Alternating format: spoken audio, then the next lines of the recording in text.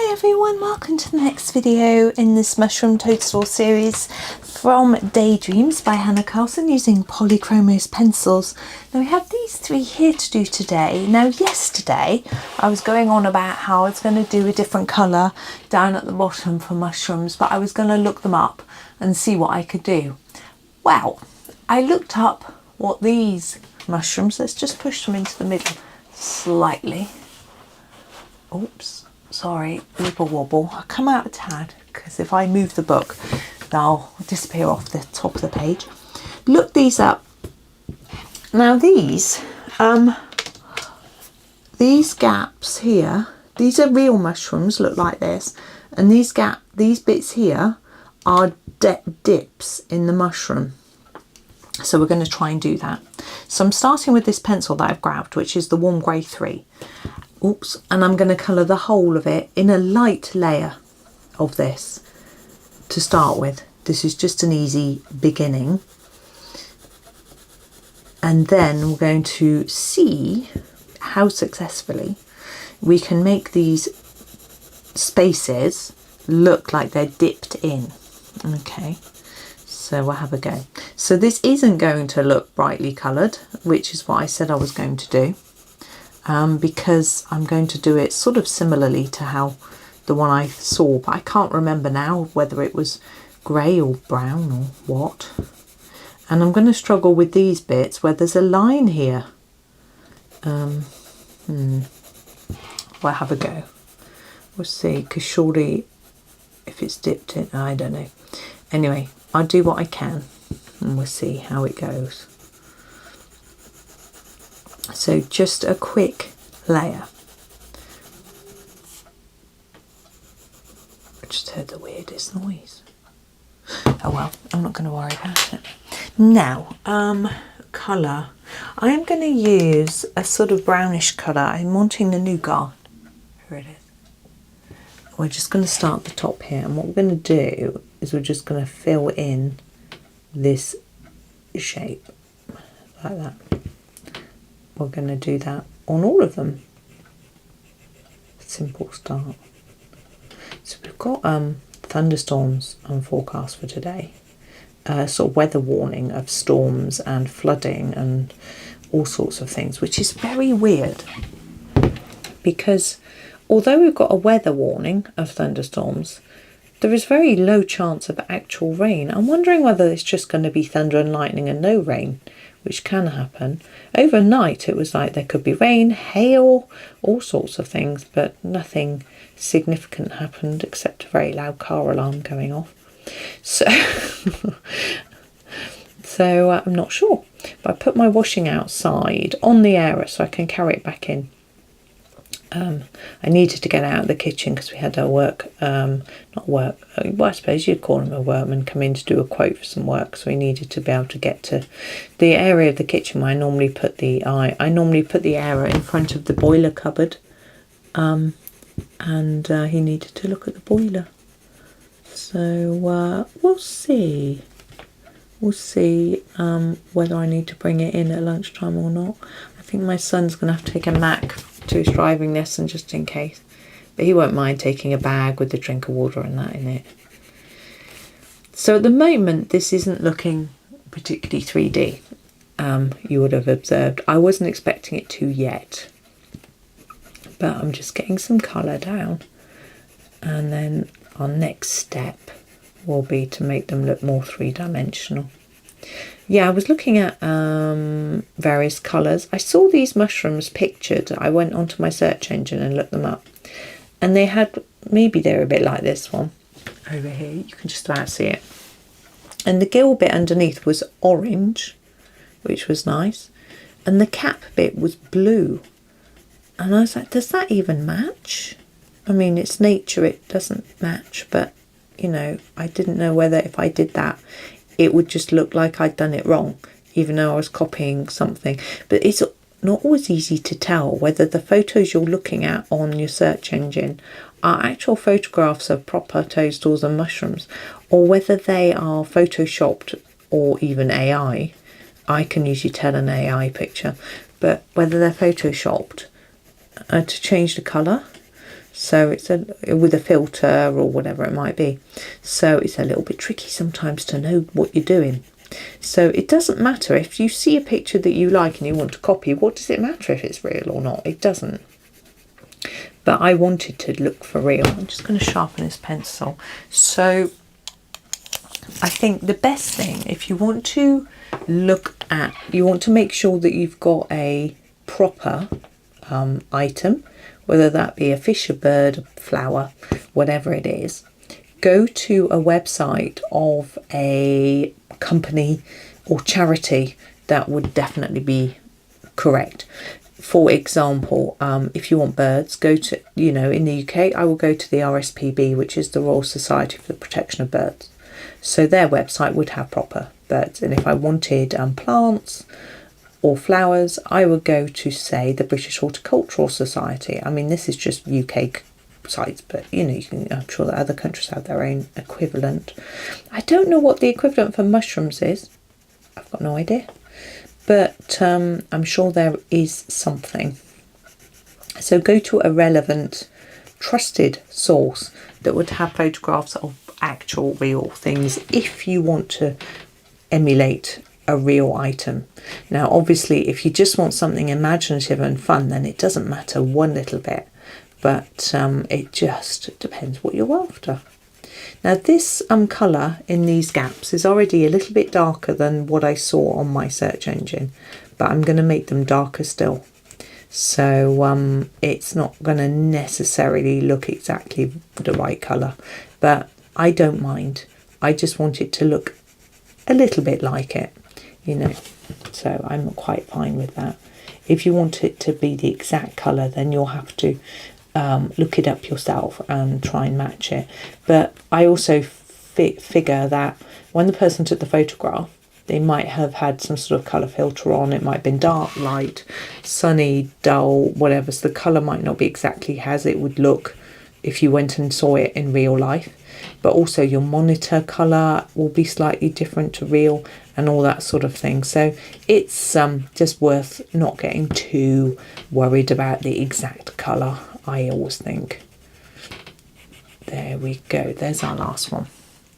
Now I want a darker brown. I'm going to go for the Van Dyck brown if I can find it. Oh, there it is. And give it a sharpen. So we're not going really, really dark. We're not going dark sepia, walnut, dark umber, or any of that. We're just going to the Van Dyck, which is slightly lighter. And we're going to start on this one this time, just for interest for me. And I'm going to go like that. And I'm hoping that if I just sort of outline the edges a bit, it'll make them look, it'll make that outside bit look like it stands out more from the from this bit.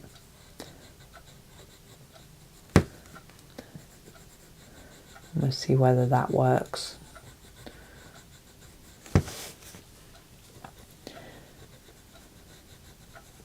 Like that. It's supposed to be quite warm today, I think. Well, I say quite warm, 25, which compared to last weekend when it was 31 is not so warm. But I was going to go out early, but I've got to wait in for a phone call, so I may not get to go out at all. I was just telling my husband he needed to get walking around the house, that is. He says, oh, I was just doing my timesheet and some meditation. I said, it's all good, but now you can get up. He's found some more meditation CDs that he thinks he might like to listen to, a different course of some description. But the ones that I'm doing, you only do like 8 minutes the first week, twice a day. Whereas the one that he's got, it's 45 minutes a day, which is quite a big commitment. I think in reality, to get him to do it, it needs to be pretty quick and easy, So I think the shorter ones might be better. There we go. So if you can compare that to that and that, I think it looks more three-dimensional. This pale bit looks like it's standing out more so than on these ones. So I'm going to do the same thing on all of them, but just sharpen my pencil first. It's a bit easier to stay in the lines with a sharp pencil. As long as you can see, my eyes are going a bit blurred already. It's really dark in here. Although I've got the light on, I find the glare from the lamp makes it harder for me to see. But there we go. I bet these have got a name. Well, of course they have. But I mean, they're a sort of recognised variety of mushroom, toadstool. I bet they're not edible.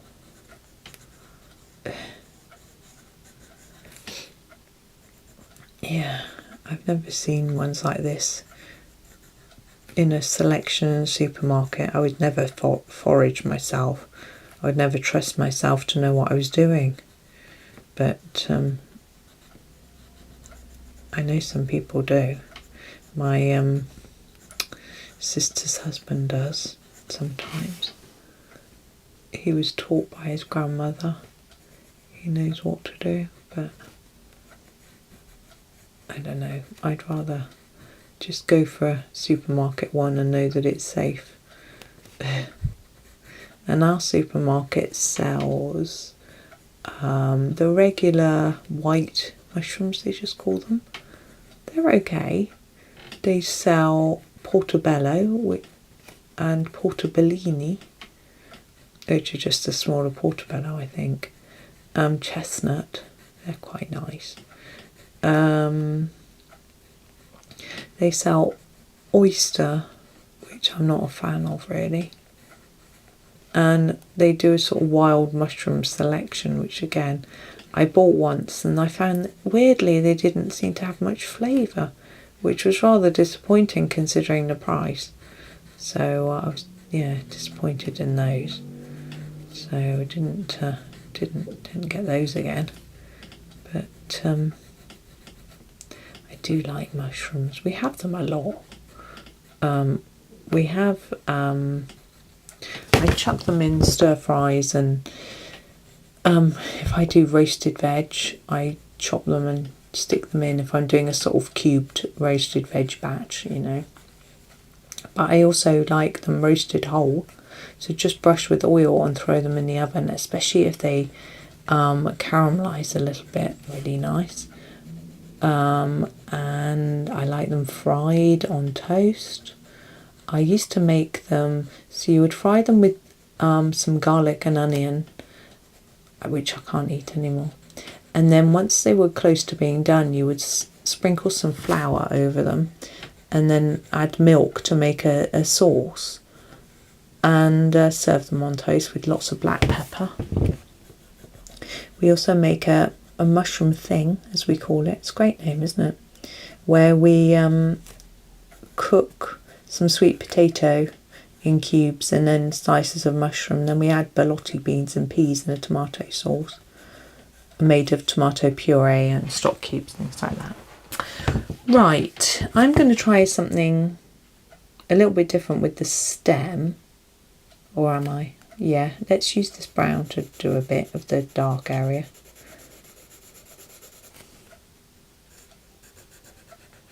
So, yeah, we use them a lot. When we used to have them when we were little, a little bit. Didn't have them loads. But we all really liked them. We'd have them like with a cooked breakfast. Or occasionally on toast, that sort of thing. But we didn't, I mean, I think staple veg when I was growing up tended to be peas, sweet corn and carrot. We also used to consider potatoes to be a vegetable, which of course nowadays they say, although it is effectively by definition, but with regards to 5 a day, it's not. Now to finish off the stems, I think I'm just going to go back to the warm grey 3 that we were using up here. I think why not, I'm just going to give it a try. And yeah, we used to have greens on a Sunday with Sunday roast, which I really disliked. The whole meal, not just the greens. I like the roast potatoes. And if we had roasted marrow or roast parsnips, I think I didn't mind them, but I didn't like the cabbage or the meat. So defeated the object. I just want to put in a tiny bit more shadow with the dark sepia underneath the mushrooms on the stem, and then I think I am done. So under here,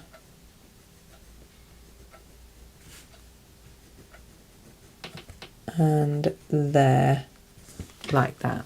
So I think I am going to make that do. Now I feel that the colour I haven't got right at all. So if you're looking for something realistic, then go and have a little look. But I'm quite happy with trying to show the effect of it. So there they are. So thank you for watching today. I hope that you enjoy the rest of your day, and happy colouring.